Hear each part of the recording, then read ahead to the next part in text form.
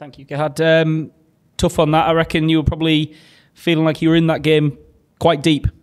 Yeah, definitely. I thought we, for one, had enough runs, and it sort of followed that formula that we wanted to win this game by winning the toss, batting, and in sort of a day game, and it's slowing up a little bit. Felt it slowed down towards the latter end of our innings, and throughout the innings there was a little bit of turn and a little bit of inconsistency of bounce when you put some energy on the ball, but unfortunately a bit of off-colour display with the ball, and perhaps almost lack of intent in the field, and in terms of that type of energy to win the game under pressure and at a big stage, there wasn't enough of that sort of go forward play in the field and with the ball to defend 150, and hence the Scottish boys taking advantage of that.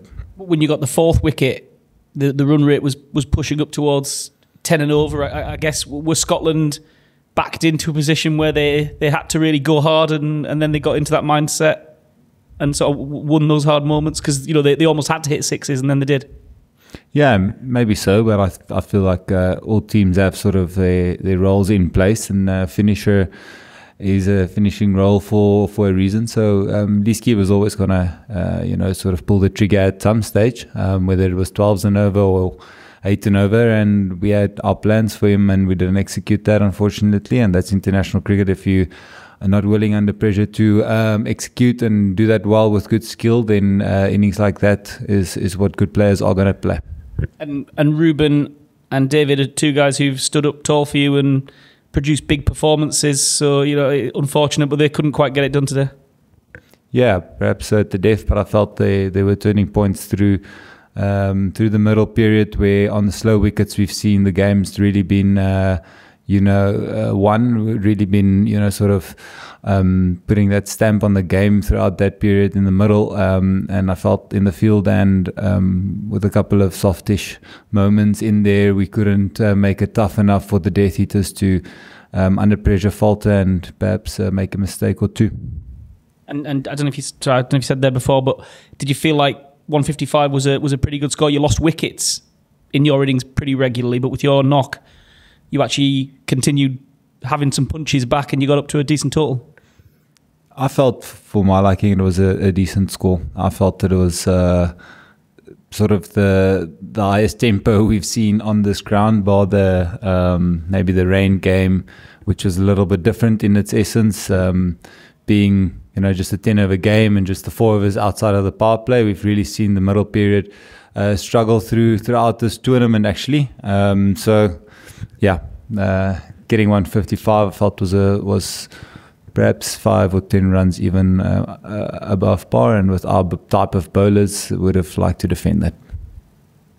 Okay, thank you. I have a two-part question. First is, the game of very narrow margins, not quite as narrow as your first game. Did you feel at the time that when Trumpen was struggling with direction, giving away a wides, did you feel even then that might be the difference between winning and losing? But on a more positive note, you'll probably be back here to watch Australia and England. Is there, and I see both your games, there's something about performance at Jess that I don't think they're going to be not able to at least compete with England on what we've seen. So you still think very much that you're in with a chance of qualification here? Yeah, we've come to play all 4 games evenly hard. There's 4 more points, and we're going to play our best game against English and the Australians. We've had a warm-up game against the Aussies, got a taste of what world champions are about. White ball, two very good white ball teams, England and Australia. So what a great, honour for us to share a field with that and compete with that.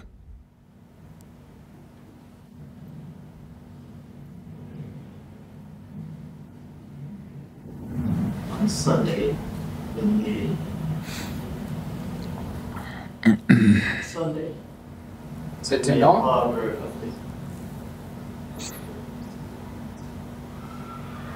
On Sunday, you made hard work of getting to the World Cup. Today, I have even struggled with 155. How much is Namibia missing? Nothing. That's something I can't really answer, and probably almost not really a fair question because he's not in the side for whichever reason. But yeah, we have to play with the 15 guys that's in the West Indies. They've all done well in phases in their careers, and yeah, I felt today's batting performance definitely had very much more intent on the game, and we did, I feel, reasonably good things, bar perhaps the last couple of overs where we're known for our death eating, and we're known for capitalizing on good bases and good starts like that. To up our score to 160, 165 is probably the only disappointing thing, I think.